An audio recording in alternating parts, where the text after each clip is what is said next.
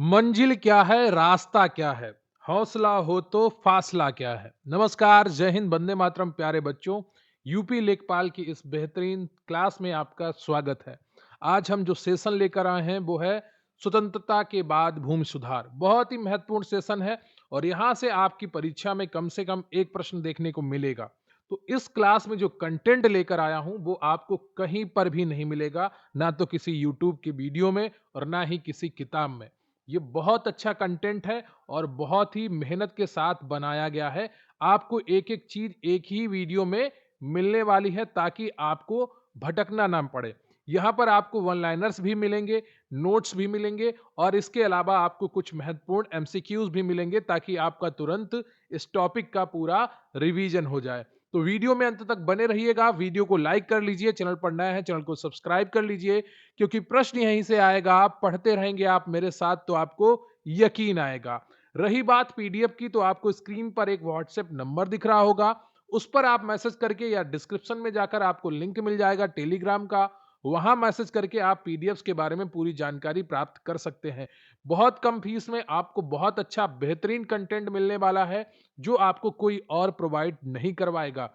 Already हम 90 PDFs provide करवा चुके हैं जिसमें सब्जेक्टिव, वन लाइनर्स, एमसीक्यू और आपके बहुत अच्छा कंटेंट दिया जा चुका है। एक-एक सब्जेक्ट की 2 से 3 पीडीएफ दी जा चुकी हैं, तो बहुत अच्छा बेहतरीन कंटेंट आपके लिए तैयार है। ज़रूर जुड़िए हमारे साथ। चलिए बिना वक्त गवाए शुरू करेंगे आज का ये बेहतरीन सेशन। तो सबसे पहले बात करते हैं भूमि सुधार का अर्थ, उद्देश्य एवं ऐतिहासिक पृष्ठभूमि। भारत में ग्राम विकास, गरीबी उन्मूलन और कृषि क्षेत्र के संसाधनों के समान वितरण के लिए भूमि सुधार एक अत्यंत महत्वपूर्ण कदम रहा है। भूमि सुधार की परिभाषा और उद्देश्य की अगर बात की जाए तो भूमि सुधार का अर्थ क्या है पहले ये समझ लेते हैं। इसका सीधा तात्पर्य है भूमि पट्टों और स्वामित्व की व्यवस्था में सुधार करने से ताकि भूमिहीन किसानों, बटाईदारों और सीमांत श्रमिकों को न्याय मिल सके। पट्टा शब्द की उत्पत्ति, यह लैटिन भाषा का शब्द टेनियो से बना है जिसका अर्थ है कब्जा रखना।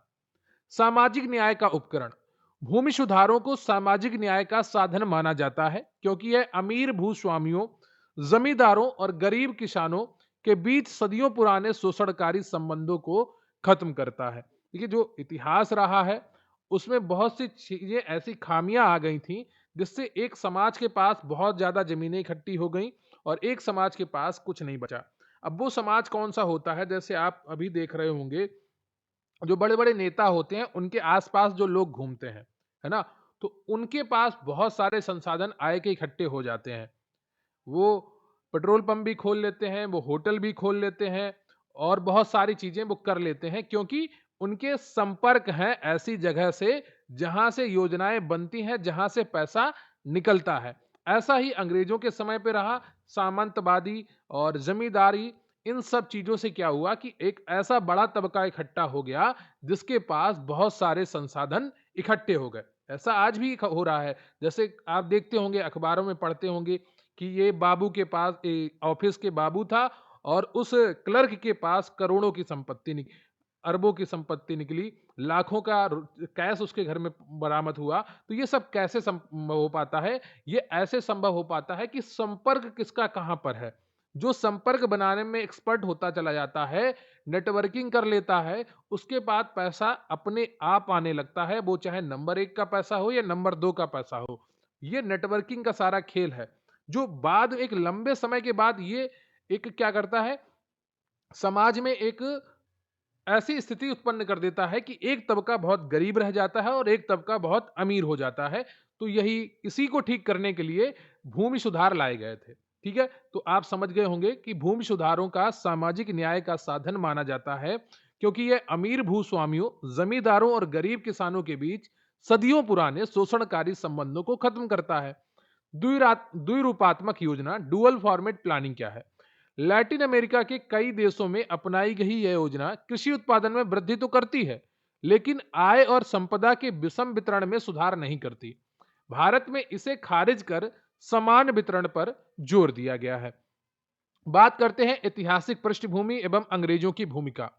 अंग्रेजों के समय क्या स्थिति थी उसके बारे में हम चर्चा कर लेते हैं। जब अंग्रेज भारत आए तो उन्होंने अधिकतम राजस्व प्राप्त करने के लिए पेशेवर कर वसूलने वालों और बाद में नीलामी के माध्यम से सबसे अधिक बोली लगाने वालों को कर वसूली का अधिकार दे दिया। समझ रहे हैं कि अंग्रेजों ने क्या किया? जो सबसे ज्यादा कर वसूल सकते हैं, उनको, जो ताकतवर हैं, जो लाठी चला लेते हैं, जो डंडा चला लेते हैं, है ना, तो उनको कर वसूलने, जैसे, ठीक है, तो टोल टैक्स पे आप देखते हैं कि डंडा चल जाता है ना, तो ये सब क्या होते हैं? ये ताकतवर लोग होते हैं कि लड़ लेते हैं। तो ऐसे लोगों को अंग्रेजों ने ठेका दिया कि उन्होंने अधिकतम राजस्व प्राप्त करने के लिए पेशेवर कर वसूलने वालों और बाद में नीलामी के माध्यम से सबसे अधिक बोली लगाने वालों को कर वसूली का अधिकार दिया। काश्तकारी अधिनियम 1859। किसानों में बढ़ते सामाजिक असंतोष को देखते हुए बंगाल में 1859 में काश्तकारी अधिनियम पारित किया गया। इसके अनुसार जो व्यक्ति किसी जमीन पर लगातार 12 वर्षों से खेती कर रहा है, उसे उसका मालिक कब्जे का अधिकार माना गया। ठीक है, काश्तकारी अधिनियम आता है 1859 में। किसानों में बढ़ते सामाजिक असंतोष को देखते हुए बंगाल में 1859 में काश्तकारी अधिनियम पारित किया गया। इसके अनुसार जो व्यक्ति किसी जमीन पर लगातार 12 वर्षों से खेती कर रहा है, तो उसे उसका मालिक यानी कि कब्जे का अधिकार माना गया। फ्लाउड कमीशन 1940 में आता है। अंग्रेजों के समय जमींदारी व्यवस्था के कारण आई कृषि अक्षमता और किसानों के शोषण को रोकने के लिए 1940 में बंगाल भूमि कर आयोग की स्थापना की गई, जिसे फ्लाउड कमीशन कहा गया। तो 1940 में बंगाल भूमि कर आयोग की स्थापना की गई, जिसे फ्लाउड कमीशन कहा गया। इसने जमींदारी उन्मूलन की सिफारिश की थी। वर्तमान कृषि श्रम शक्ति, आज भी देश के 60% से अधिक श्रम शक्ति कृषि पर निर्भर है, जिनमें ज्यादातर भूमिहीन श्रमिक या सीमांत किसान हैं। अब हम बात करेंगे स्वतंत्रता पूर्व भारत की प्रमुख भू राजस्व प्रणालियां कौन सी थी। यह आपके इतिहास का भी प्रश्न बन सकता है। ठीक है, तो यहाँ ग्राम समाज विकास का भी प्रश्न बन सकता है और अर्थव्यवस्था में भूमि सुधार का भी प्रश्न बन सकता है। 3 जगह आपका ये जो मैं टॉपिक अभी पढ़ाने जा रहा हूं, तीनों जगह के लिए बहुत ही महत्वपूर्ण है। इतिहास में, ग्राम समाज विकास में और आपका अर्थव्यवस्था में। अंग्रेजों ने भारत के अलग अलग हिस्सों में अधिकतम माल गुजारी यानी कि कर वसूलने के लिए मुख्य रूप से 3 प्रमुख व्यवस्थाएं लागू की, जिनका ज्ञान लेखपाल परीक्षा के लिए अति महत्वपूर्ण है। ठीक है, जैसा मैंने आपको बताया। अब बात करते हैं जमींदारी व्यवस्था स्थायी बंदोबस्त, जो 1793 में शुरू है। लागू करने वाला कौन है? 1793 में लॉर्ड कॉर्नवालिस ने इसे लागू किया। मुख्य क्षेत्र क्या था? बंगाल था, बिहार था, उड़ीसा था, उत्तर प्रदेश का जो वाराणसी खंड है बिहार से सटा हुआ वो था, और उत्तरी कर्नाटक था। यह ब्रिटिश भारत के लगभग 19% हिस्से पर लागू थी। कौन सी? जमींदारी व्यवस्था या स्थायी बंदोबस्त। इसकी मुख्य विशेषताएं क्या थी? इसमें जमींदारों को भूमि का वास्तविक और स्थायी मालिक मान लिया गया। राजस्व का बंटवारा सरकार का हिस्सा तय कर दिया गया, जिसमें जमींदार किसानों से वसूले गए लगान का 10/11 भाग लगभग 89% ब्रिटिश कंपनी को देते थे और 1/11 भाग लगभग 11% अपने पास रखते थे। वास्तविक किसान केवल काश्तकार बन के रह गए। तो जो जमींदारों को इसमें क्या मान लिया गया? भूमि का वास्तविक मालिक मान लिया गया। वो कर इकट्ठा करते थे किसानों से और वो क्या करते थे? लगभग 89% यानी कि 10/11 भाग ब्रिटिश को देते थे और 1/11 भाग यानी कि लगभग 11% अपने पास रखते थे। दूसरी जो व्यवस्था थी वो रैयतवाड़ी व्यवस्था थी। ये शुरू होती है 1820 में। कौन शुरू करता है? थॉमस मुनरो और कैप्टन अलेक्जेंडर रीड द्वारा ये 1820 में शुरू की जाती है। मुख्य क्षेत्र कौन से थे? मद्रास, बंबई, असम के कुछ हिस्से और कुर्ग। ये ब्रिटिश भारत के सर्वाधिक 51% हिस्से पर लागू थी। कौन सी व्यवस्था? रैयतवाड़ी व्यवस्था। मुख्य विशेषताएं इसमें क्या थी? इसमें बिचौलियों, जमींदारों का अभाव था। सरकार सीधे रैयत किसान से माल गुजारी वसूलती थी और किसानों को भूमि का मालिकाना हक दिया गया। समस्या क्या थी इसमें? इसमें कर की दरें बहुत अधिक थीं, लगभग 33% से 55% थी और अकाल के समय भी किसानों को कर देना पड़ता था। महालवाड़ी व्यवस्था की अगर बात की जाए तो यह 1822 में आती है। लागू करने वाला कौन है? इसे 1822 में हाल्ट मैकेंजी द्वारा तैयार किया गया था और बाद में 1833 में लॉर्ड विलियम बेंटिक ने इसमें सुधार किया था। मुख्य क्षेत्र कौन से थे? उत्तर पश्चिमी प्रांत, वर्तमान यूपी का बड़ा हिस्सा, मध्य प्रांत और पंजाब ये ब्रिटिश भारत के 30% हिस्से पर लागू थी। ठीक है, तो जो महालवाड़ी व्यवस्था थी इसको शुरू करने वाला कौन था? हाल्ट मैकेंजी था, और बाद में लॉर्ड विलियम बेंटिक ने इसमें सुधार किए थे। ये ब्रिटिश भारत के 30% हिस्से पे लागू थी। और जो रैयतवाड़ी व्यवस्था थी उसको शुरू करने वाला Thomas Munro, captain Alexander Reid थे, और उन्होंने इसे 1820 में शुरू किया। ये ब्रिटिश भारत के 51% हिस्से पे लागू थी। मद्रास, बंबई, असम प्रमुख हिस्से थे।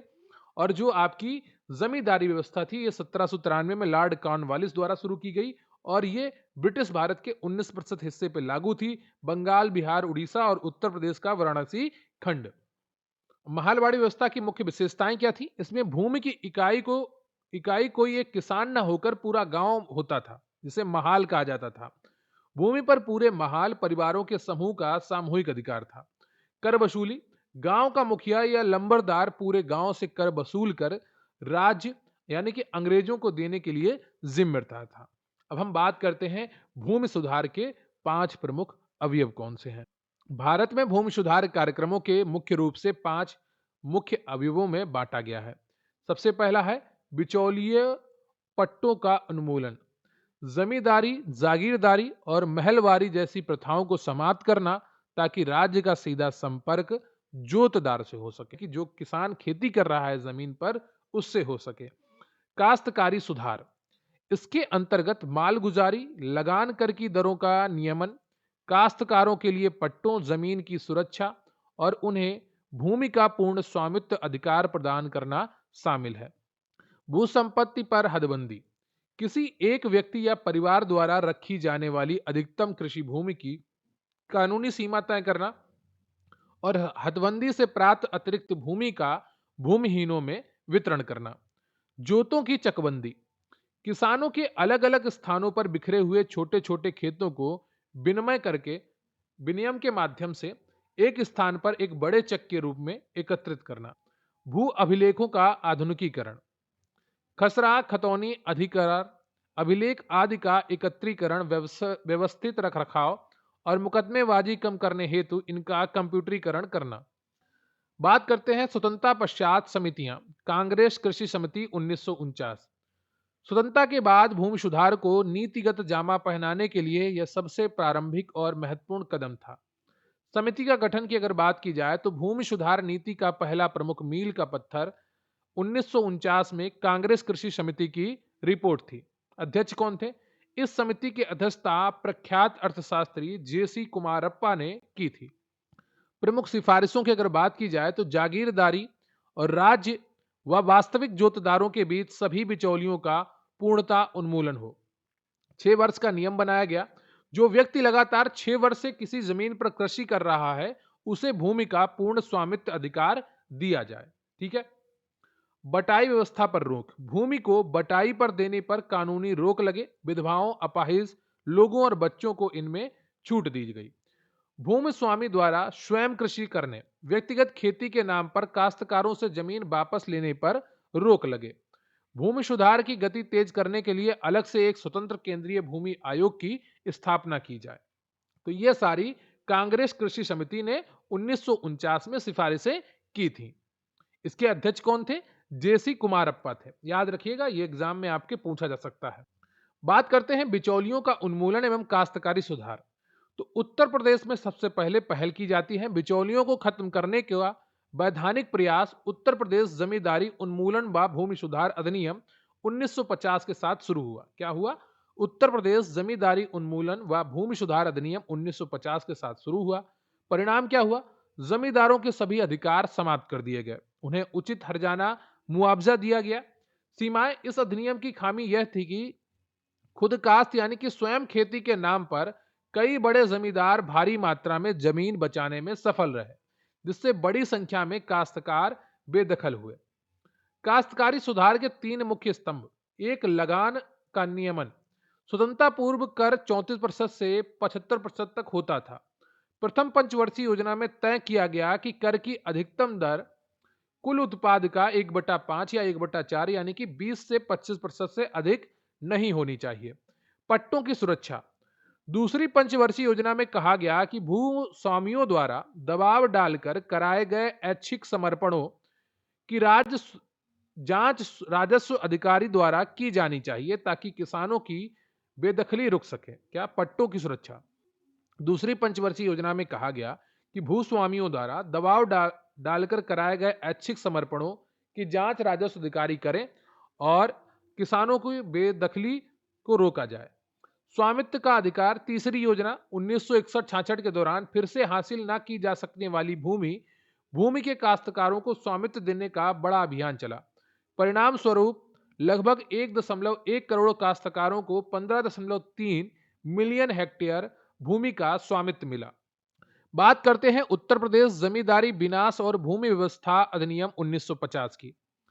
उत्तर प्रदेश में भूमि सुधारों की आधारशिला इसी अधिनियम ने रखी। इससे जुड़े अति महत्वपूर्ण तथ्य इस प्रकार हैं। अधिनियम का पारित होना। उत्तर प्रदेश में इसके लिए उत्तर प्रदेश जमींदारी विनाश और भूमि व्यवस्था अधिनियम 1950, जिसको यूपी JALR एक्ट कहा जाता है, पारित किया गया था। लागू होने की तिथि थी। यह अधिनियम 1 जुलाई 1952 से प्रभावी रूप से पूरे राज्य में लागू हुआ। 9वीं अनुसूची में शामिल किया गया। इस अधिनियम को संविधान की 9वीं अनुसूची में शामिल किया गया ताकि इसे न्यायिक समीक्षा से बचाया जा सके। यह प्रथम संविधान संशोधन 1951 के तहत किया गया था। मुख्य उद्देश्य क्या था? इसका मुख्य उद्देश्य उन सभी बिचौलियों को हटाना था जो राज्य और वास्तविक किसानों के बीच में थे। परिणाम क्या हुआ? काश्तकारों को लाभ हुआ। जमींदारी उन्मूलन के फलस्वरूप लगभग 2 करोड़ काश्तकारों को सीधे राज्य के संपर्क में लाया गया। जमींदारों को मुआवजा। जमींदारों को उनकी छीनी गई भूमि के बदले सरकार द्वारा एक निश्चित मुआवजा और पुनर्वास अनुदान प्रदान किया गया। भूमिधर अधिकार। इस अधिनियम ने किसानों को भूमि पर स्थायी, वंशानुगत और हस्तांतरणीय अधिकार दिए, जिन्हें भूमिधर कहा गया।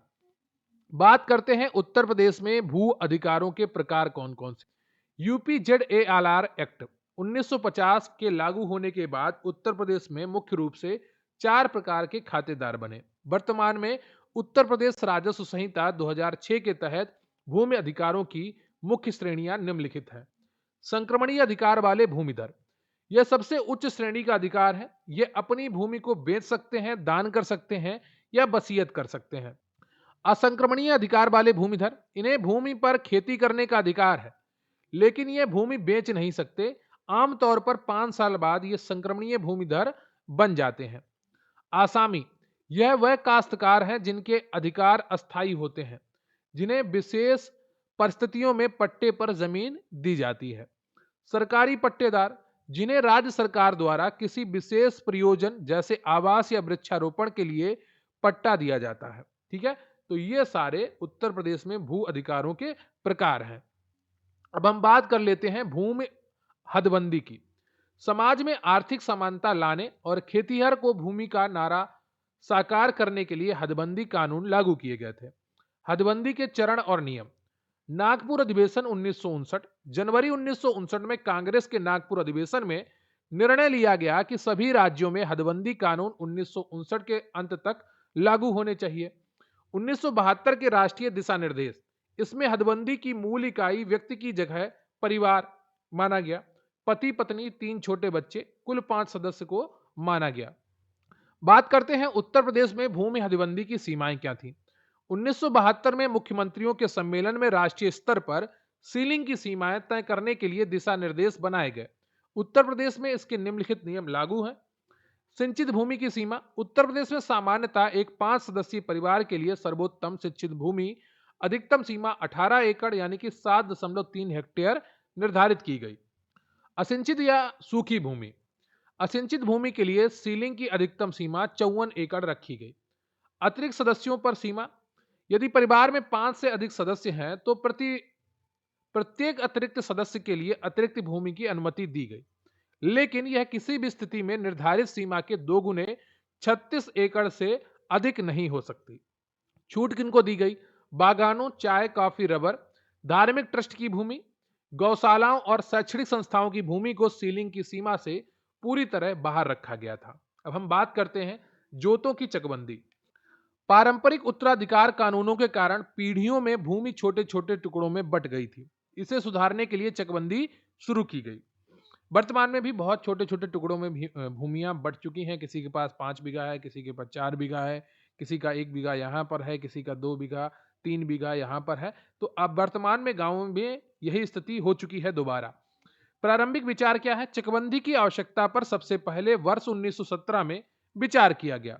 पहला ऐच्छिक कानून। चकबंदी का पहला सफल प्रयोग विशुद्धता ऐच्छिक आधार पर वर्ष 1920 में बड़ौदा अधिनियम द्वारा किया गया। पहला बाध्यकारी कानून वर्ष 1928 में केंद्रीय प्रांत भू संपत्ति चकबंदी अधिनियम के तहत चकबंदी को आंशिक रूप से बाध्यकारी बनाया गया। बंबई अधिनियम 1947। इस अधिनियम ने पहली बार राज्यों को चकबंदी लागू करने के लिए दबाव बल का उपयोग करने का अधिकार दिया। राष्ट्रीय कृषि नीति 2000। इसने उत्तर पश्चिमी राज्यों जैसे पंजाब, हरियाणा, पश्चिमी यूपी के तर्ज पर पूरे देश में भूमि की चकबंदी को तत्काल लागू करने पर बल दिया। बात करते हैं भूमि अभिलेखों का आधुनिकीकरण। भारत में सिविल न्यायालयों में लंबित मुकदमों का लगभग 60% हिस्सा संपत्ति और भूमि विवादों से संबंधित है। इसका मुख्य कारण है पुराने और त्रुटिपूर्ण भूमि रिकॉर्ड। DILRMP और भू अभिलेख सुधार। शुरुआत भूमि विवादों को कम करने के लिए 2008 में राष्ट्रीय भूमि अभिलेख आधुनिकीकरण कार्यक्रम NLRMP शुरू किया गया। DILRMP 2016 में इस योजना का नाम बदलकर डिजिटल इंडिया भूमि अभिलेख आधुनिकीकरण कार्यक्रम DILRMP कर दिया गया।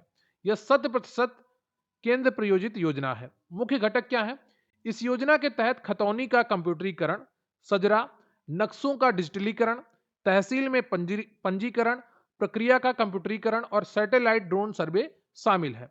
लक्ष्य क्या है? इसका अंतिम उद्देश्य देश में संपत्ति का गारंटी शुदा स्वामित्व प्रणाली लागू करना, जो कि टारेंस सिस्टम पर आधारित है। अब हम बात करते हैं भूलेख और ULPIN। भूलेख पोर्टल। उत्तर प्रदेश सरकार ने भूमि अभिलेखों को डिजिटल करने के लिए भूलेख यूपी वेब पोर्टल लॉन्च किया है। तो इसका जो पोर्टल की वेबसाइट है वो है upbhuleg.gov.in, जहां खतौनी को रियल टाइम में ऑनलाइन देखा जा सकता है।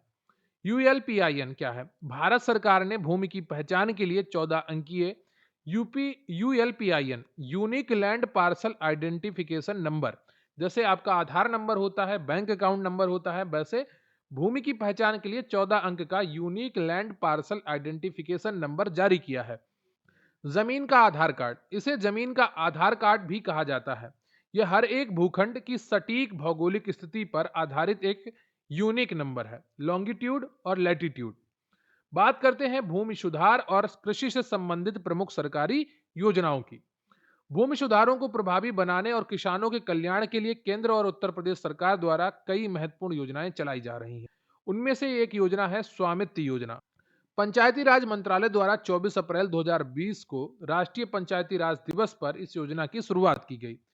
क्या था कि ड्रोन तकनीकी द्वारा ग्रामीण आवासीय आबादी क्षेत्रों की मैपिंग और सीमांकन करना। उत्तर प्रदेश में लाभ क्या है? उत्तर प्रदेश सरकार इसके तहत ग्रामीणों को कानूनी मालिकाना दस्तावेज घरौनी प्रॉपर्टी कार्ड के रूप में वितरित कर रही है। फायदा क्या है? इससे संपत्ति की आपसी सीमा विवाद कम हो रहे हैं और ग्रामीण अपनी संपत्ति का उपयोग बैंकों से ऋण प्राप्त करने में कर पा रहे हैं। PM किसान सम्मान निधि वित्तीय सहायता। यह एक केंद्रीय क्षेत्र की योजना है जिसके तहत सभी भूमिधारक किसान परिवारों को प्रति वर्ष 6,000 की वित्तीय सहायता दी जाती है, 3 समान किस्तों में। भूमि रिकॉर्ड की अनिवार्यता। योजना का लाभ केवल उन्हीं किसानों को मिलता है जिनका नाम भूमि रिकॉर्ड खतौनी में दर्ज है। इसलिए यह योजना भूमि रिकॉर्ड के अद्यतनीकरण को भी बढ़ावा दे रही है। आधार सीडिंग। योजना के अंतर्गत भूमि रिकॉर्ड का आधार से जुड़ा होना अनिवार्य कर दिया गया है। अगली जो योजना है वो है मुख्यमंत्री कृषक दुर्घटना कल्याण योजना, यूपी सरकार की। उत्तर प्रदेश सरकार की इस योजना के अंतर्गत खेत में काम करते समय दुर्घटना, मृत्यु या स्थायी दिव्यांगता होने पर पीड़ित परिवार को अधिकतम 5 लाख तक की आर्थिक सहायता दी जाती है। व्यापक कवरेज। इस योजना के सबसे बड़ी विशेषता यह है कि इसमें खातेदार किसानों के साथ साथ सह खातेदार, बटाईदार और पट्टे पर खेती करने वाले किसानों को भी शामिल किया गया है। दूसरी योजना है मुख्यमंत्री खेत सुरक्षा योजना, यूपी सरकार की। किसानों को फसलों, आवारा पशुओं जैसे नीलगाय, जंगली सुअर आदि से बचाने के लिए उत्तर प्रदेश सरकार ने यह पहल की है। सौर बाढ़। इसके तहत किसानों को अपने खेतों के चारों ओर कम वोल्टेज वाली सौर बाढ़ लगाने को प्रेरित किया जा रहा है। सुरक्षा व सब्सिडी, बाढ़ लगाने पर हल्का झटका लगेगा, लेकिन पशुओं को कोई गंभीर नुकसान नहीं होगा। सरकार इसके लिए किसानों को भारी सब्सिडी प्रदान करती है। अब हम पढ़ेंगे अपने अगले सेक्शन की तरफ, जिसमें है आपके 25 अति महत्वपूर्ण वन लाइनर्स, जो आपके भूमि सुधारों का रिवीजन करवाएंगे। पट्टा शब्द लैटिन भाषा के किस शब्द से बना है? तो यह टेनियो से बना है। बंगाल में स्थायी बंदोबस्त जमींदारी व्यवस्था कब और किसने लागू की थी? तो लॉर्ड कॉर्नवालिस ने 1793 में लागू की थी। रैयतवाड़ी व्यवस्था 1820 में सरकार सीधे किससे कर वसूलती थी? रैयत वास्तविक किसानों से वसूलती थी। किस व्यवस्था 1822 में भूमि पूरे गांव के परिवारों महाल की सामूहिक संपत्ति मानी जाती थी? महालवाड़ी व्यवस्था। स्थायी बंदोबस्त जमींदारी, रैयतवाड़ी और महालवाड़ी व्यवस्था क्रमशः ब्रिटिश भारत के कितने प्रतिशत भाग पर लागू थी?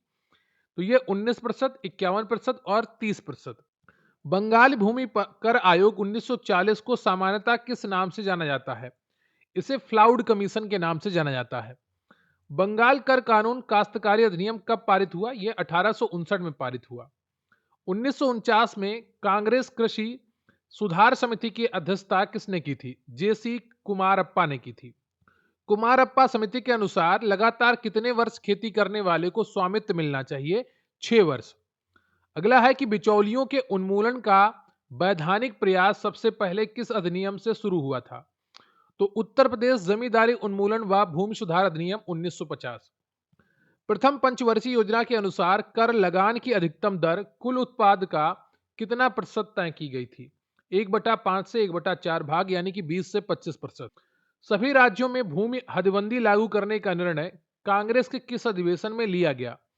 नागपुर अधिवेशन, जनवरी 1959 में। अब ये भूमि हदबंदी एक तरह से लेफ्ट की विचारधारा से प्रेरित है। लेफ्ट में क्या है विचारधारा में कि वो ये कहते हैं जो संसाधन है वो सब में समान रूप से बंटने चाहिए। तो भूमि अगर ये सुनियोजित ढंग से हो तो बहुत अच्छा हो सकता है, लेकिन इसकी सुनियोजितता हमेशा संभव नहीं है ना? समाजवाद और साम्यवाद मिला के जो बनता है वो यही है कि जो संसाधन है वो पूरे बांट दीजिए लेकिन जो वो कैपेबल ही नहीं है, जो व्यक्ति उसको संभालने के लिए उसको आप वो संसाधन बांट दोगे तो वो उसको बर्बाद करेगा। जैसे कोई अमीर माँ बाप हैं, वो अपने लड़के को एक थार दिला देते हैं। वो थार से क्या करता है जाके? एक्सीडेंट करता है जाके। क्या? उसको संसाधन मिला, लेकिन उसने क्या उसका उपयोग किया? नहीं किया। उसने क्या किया? एक दुर्घटना की, खुद की तो ज़िंदगी आफ़त में डालनी थी, दूसरे की भी ज़िंदगी उसने आफ़त में डाल दी। तो ये हर किसी के लिए ठीक नहीं है, लेकिन एक सुनियोजित ढंग से होता है, तो ये बहुत अच्छे तरीके से होता है। और उस समय सरकार की जो विचारधारा थी, वो इसी तरीके से प्रभावित थी। पश्चिमी देशों में भी यही चीज़ें चल रही थीं। तो नागपुर अधिवेशन जनवरी 1959 में सभी राज्यों में भूमि हदबंदी लागू करने का निर्णय कांग्रेस के अधिवेशन में लिया गया। केंद्रीय भूमि सुधार समिति का गठन कब और किसकी अध्यक्षता में किया गया था? सितंबर 1970 में केंद्रीय कृषि मंत्री की अध्यक्षता में किया गया था। 1972 के राष्ट्रीय दिशा निर्देशों के अनुसार हदबंदी की मूल इकाई किसे माना गया? 5 सदस्यों के परिवार को माना गया। 1972 के दिशा निर्देशों में 2 फसलों वाली सिंचित भूमि की अधिकतम सीमा क्या थी? 10 से 18 एकड़। 5 लोगों के परिवार के लिए असिंचित भूमि, सूखी भूमि की अधिकतम सीमा क्या थी? 54 एकड़, 21.9 हेक्टेयर। भूमि हदबंदी कानूनों को अदालती मुकदमों से बचाने के लिए संविधान की किस अनुसूची में रखा गया? 9वीं अनुसूची में। भारत में भूमि की चकबंदी का पहला ऐच्छिक प्रयोग कहां हुआ? वर्ष 1920 में बड़ौदा में। चकबंदी पर बाध्यता लागू करने वाला देश का पहला अधिनियम कौन सा था? केंद्रीय प्रांत चकबंदी कानून 1928। चकबंदी लागू करने के लिए राज्यों को दबाव बल का उपयोग करने का अधिकार किसने दिया? बंबई अधिनियम 1947 ने। भूमि अभिलेखों को अपडेट करने की केंद्रीय प्रयोज्यता योजना 1987-88 में किन राज्यों में शुरू हुई? उड़ीसा और बिहार। 1995 में ग्रामीण विकास मंत्रालय की समिति ने राजस्व विभाग का नाम बदलकर क्या रखने की सिफारिश की? भूमि प्रशासन विभाग। 1995 की समिति ने भूमि प्रशासन का कार्य किसे हस्तांतरित करने की सिफारिश की? पंचायती राज संस्थाओं को, पीआरआई को। किस पंचवर्षीय योजना में कहा गया कि भूमि सुधार गरीबी उन्मूलन कार्य नीति का अभिन्न अंग है? 7वीं पंचवर्षीय योजना। किस पंचवर्षीय योजना ने भूमिहीनता को ग्रामीण गरीबी का मूल कारण माना? 8वीं पंचवर्षीय योजना 1992 से 97। अब हम बढ़ते हैं अति संभावित बहुविकल्पीय प्रश्नों की तरफ। तो टेनियो शब्द किस जिससे पट्टा शब्द बना है, किस भाषा का शब्द है? तो ये लैटिन भाषा का शब्द है। अगला प्रश्न है आपका कि लॉर्ड कॉर्नवालिस द्वारा बंगाल, बिहार और उड़ीसा में स्थायी बंदोबस्त कब लागू किया गया था? 1784, 1790, 1793, 1859। सही उत्तर है आपका 1793। प्रश्न है कि भारत की किस भू राजस्व व्यवस्था में सीधे रैयत किसानों से मालगुजारी वसूल की जाती थी और जो ब्रिटिश भारत के 51% हिस्से पर लागू थी? तो ये थी रैयतवाड़ी व्यवस्था। अगला प्रश्न है आपका कि बंगाल भूमि कर आयोग 1940 को सामान्यतः किस नाम से जाना जाता था? तो ये सही उत्तर है आपका बी, फ्लाउड कमीशन। अगला प्रश्न है आपका कि स्वतंत्रता प्राप्ति के पश्चात 1949 में कांग्रेस कृषि सुधार समिति की अध्यक्षता किसने की थी? सही उत्तर है आपका जेसी कुमारप्पा ने। अगला प्रश्न है आपका कि भूमि सुधार कार्यक्रमों को मुख्य रूप से कितने अभियों में बांटा गया है? तो 5 अभियों में बांटा गया है। अगला प्रश्न है आपका कि जेसी कुमारप्पा समिति के अनुसार लगातार कितने वर्षों तक कृषि करने वाले को भू स्वामित्व का अधिकार मिलना चाहिए? सही उत्तर है आपका बी, 6 वर्ष। अगला प्रश्न है आपका कि उत्तर प्रदेश जमींदारी उन्मूलन व भूमि सुधार अधिनियम किस वर्ष पारित किया गया था? सही उत्तर है आपका बी, 1950। अगला प्रश्न है आपका कि प्रथम पंचवर्षीय योजना के अनुसार काश्तकारों के लिए लगान की अधिकतम दर कुल उत्पाद का कितना तय की गई थी? तो ये सही उत्तर है आपका यहाँ पर बी ऑप्शन। अगला प्रश्न है आपका कि भूमि हदबंदी से संबंधित निर्णय कांग्रेस के किस अधिवेशन जनवरी 1959 में लिए गए थे? तो सही उत्तर है आपका सी, नागपुर अधिवेशन। अगला प्रश्न है आपका कि 1972 के राष्ट्रीय दिशा निर्देशों के अनुसार भूमि हदबंदी के लिए एक परिवार में कितने सदस्यों की संख्या मानक मानी गई? तो 5 सदस्य। अगला प्रश्न है आपका कि 1972 के दिशा निर्देशों के अनुसार दो फसलों वाली सिंचित भूमि के लिए अधिकतम हदबंदी सीमा क्या थी? 10 से 18 एकड़। अगला प्रश्न है आपका कि 5 लोगों के परिवार के लिए असिंचित भूमि की अधिकतम हदबंदी सीमा कितनी रखी गई थी? तो 54 एकड़ रखी गई थी। अगला प्रश्न है आपका कि भूमि हदबंदी से संबंधित कानूनों को कानूनी विवादों से बचाने के लिए संविधान की किस अनुसूची में शामिल किया गया? तो ये 9वीं अनुसूची में शामिल किया गया। प्रथम संविधान संशोधन के द्वारा 9वीं अनुसूची जोड़ी गई थी। अगला प्रश्न है आपका कि भारत में भू संपत्तियों की चकबंदी का पहला ऐच्छिक प्रयोग वर्ष 1920 में कहां हुआ था? तो सही उत्तर है आपका बड़ौदा में। अगला प्रश्न है आपका कि भू संपत्ति की चकबंदी पर बाध्यता लागू करने वाला केंद्रीय प्रांत चकबंदी कानून कब पारित किया गया? तो यह पारित किया गया था 1928 में। अगला प्रश्न है आपका कि किस अधिनियम ने राज्यों को चकबंदी लागू करने के लिए दबाव बाध्यता का उपयोग करने का अधिकार दिया? सही उत्तर है आपका बंबई अधिनियम 1947। अगला प्रश्न है आपका कि वर्ष 1987-88 में भू अभिलेखों को अद्यतन करने की केंद्र प्रायोजित योजना सबसे पहले किन राज्यों में लागू की गई? सही उत्तर है आपका उड़ीसा और बिहार। अगला प्रश्न है आपका कि भूमि सुधार गरीबी उन्मूलन कार्यनीति का अभिन्न अंग है। यह घोषणा किस पंचवर्षीय योजना में की गई थी? तो यह की गई थी 7वीं पंचवर्षीय योजना में। अगला प्रश्न है आपका कि भूमिहीनता ही ग्रामीण गरीबी का मूल कारण है। यह बात किस पंचवर्षीय योजना में प्रमुखता से बल दी गई थी? यह आपसे पूछा गया है और सही उत्तर है आपका 8वीं पंचवर्षीय योजना 1992 से 97।